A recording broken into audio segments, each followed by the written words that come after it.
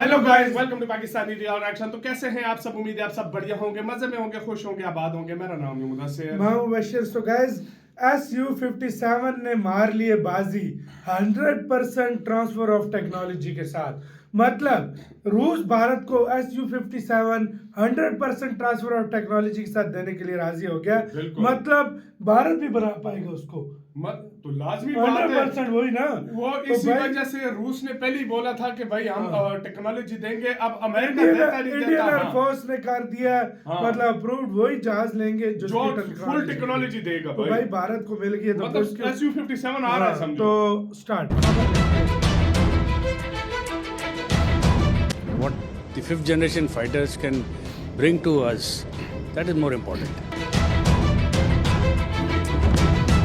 हमारे लिए लाएगा क्या? दोस्तों, एक तरफ लॉकहीड मार्टिन के अधिकारी भारत पहुंच चुके हैं और भारत के मिनिस्टर से मुलाकात कर रहे हैं और F-35 पर बातचीत हो रही है, तो दूसरी तरफ रूस की तरफ से अब तक का सबसे बड़ा और ऐतिहासिक ऑफर दिया गया है। दरअसल ये बात तो अब कंफर्म हो गई है कि भारत इस साल फाइटर जेट की एक बड़ी डील साइन करने जा रहा है। लेकिन ये डील किसके साथ होगी, रूस, अमेरिका या फिर फ्रांस के साथ, इसको लेकर फिलहाल वायुसेना फैसला लेगी। जहां एक तरफ F-35 ने काफी ज्यादा सुर्खियां बटोरी, तो इसी बीच रशिया ने बाजी मारते हुए भारत की सभी डिमांड को पूरा करते हुए अब तक का सबसे बड़ा ऑफर भारत को दिया है। और रूस की तरफ से सामने आया यह ऑफर इस डील के लिए गेम चेंजिंग हो सकता है। इस डील के बारे में आगे बताएंगे, उससे पहले आपको भारत के पूर्व वायुसेना चीफ का बयान सुनवाते हैं कि उन्होंने फिफ्थ जनरेशन फाइटर जेट के बारे में क्या कुछ कहा। ये कहना चाहूँगा कि जिस जो पोटेंसी है, हम ये what the fifth generation fighters can bring to us, that is more important. कौन सा जहाज होगा ये सेकेंडरी बात है।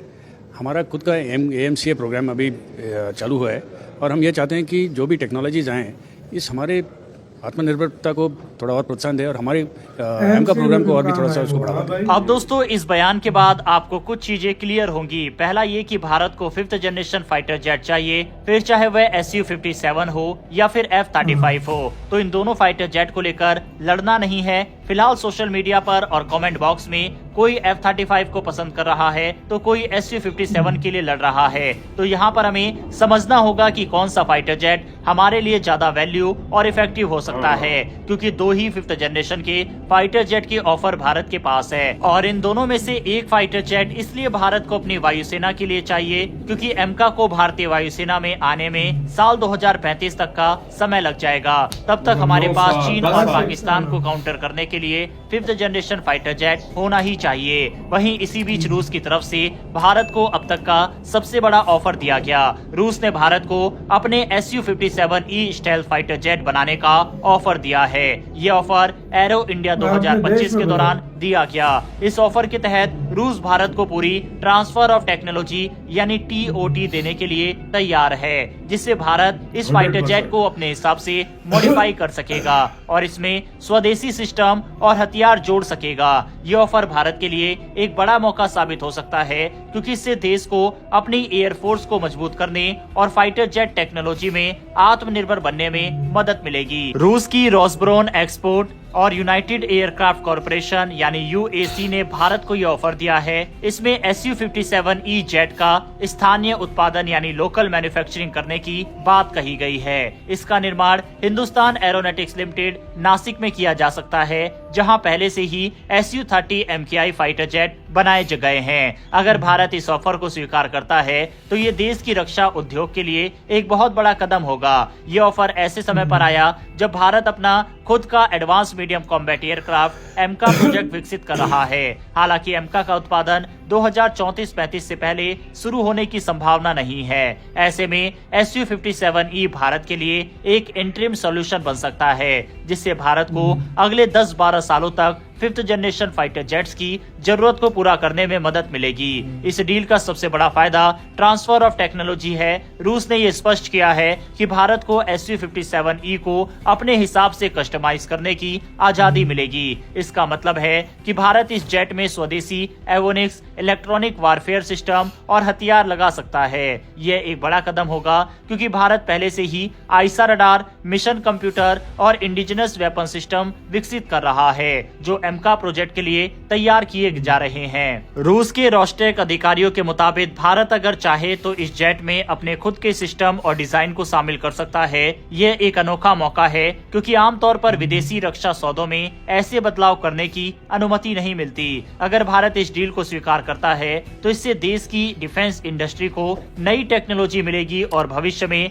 5th जनरेशन फाइटर जेट बनाने में मदद मिलेगी। इस फाइटर जेट में कौन सा इंजन होगा ये भी एक अहम सवाल है। फिलहाल रूस AL41F1S इंजन ऑफर कर रहा है। ये वही इंजन है जो Su-57 के शुरुआती बैच में इस्तेमाल हुआ था। इस इंजन की ड्राई थ्रस्ट 9 टन और आफ्टर बर्नर के साथ 14.5 टन है, जिससे ये जेट सुपरसोनिक स्पीड और शानदार मैन्युवरेबिलिटी हासिल कर सकता है। हालांकि रूस के पास एक और ज्यादा पावरफुल AL51 इंजन भी है, जिसे खास तौर पर Su-57 के लिए ही डेवलप किया गया है। इस इंजन की थ्रस्ट क्षमता 11 टन और 17.5 टन आफ्टर बर्नर के साथ है। साथ ही इसमें सुपर क्रूज की क्षमता है, यानी ये बिना आफ्टर बर्नर के भी सुपर सोनिक स्पीड बनाए रख सकता है। लेकिन दिक्कत यह है कि AL51 इंजन अभी टेस्टिंग स्टेज में है और ये पूरी तरह से प्रोडक्शन में नहीं आया है। रूस का कहना है कि ये इंजन बाद में भारत को ऑफर किया जा सकता है, लेकिन अभी के लिए ये उपलब्ध नहीं है। अगर भारत को ये इंजन भविष्य में मिलता है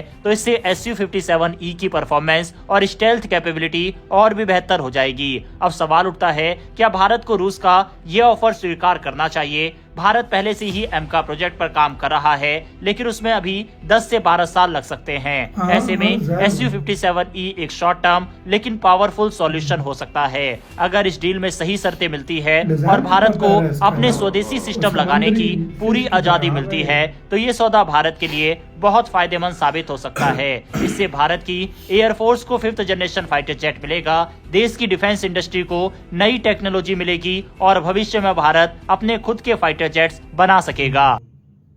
इसी के साथ यार वीडियो खत्म। यार अगर 100% दे रहा है ना और भारत के अंदर बना रहा है तो इससे अच्छी ऑफर कोई है ही नहीं यार, क्योंकि एमका में भी इस टेक्नोलॉजी का बहुत फायदा होगा यार। सच बात बोलूं ना मैं, अगर आपको सच्ची बात और सस्ते भी बहुत है। सच्ची बात बोलूं, हाँ।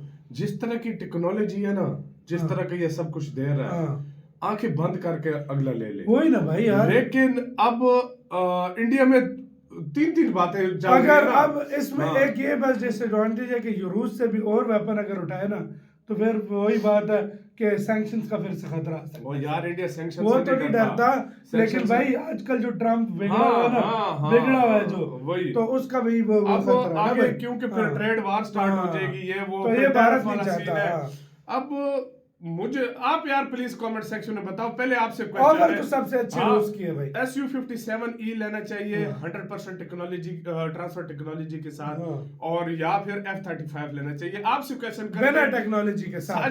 सच में एक बात बताऊं ना, अगर जिस तरीके से दे रहा है ना रशिया ऑफर, और आगे एमका के लिए भी यूज होगी वो टेक्नोलॉजी, तो फिर Su-57E से ज्यादा। लेकिन बस इधर सैंक्शंस का खतरा है। तो आपके लिहाज से गाइस क्या कह रहे हैं? F-35 लेना चाहिए या Su-57E लेना चाहिए? अपना बहुत ज्यादा ख्याल रखिएगा तो यार।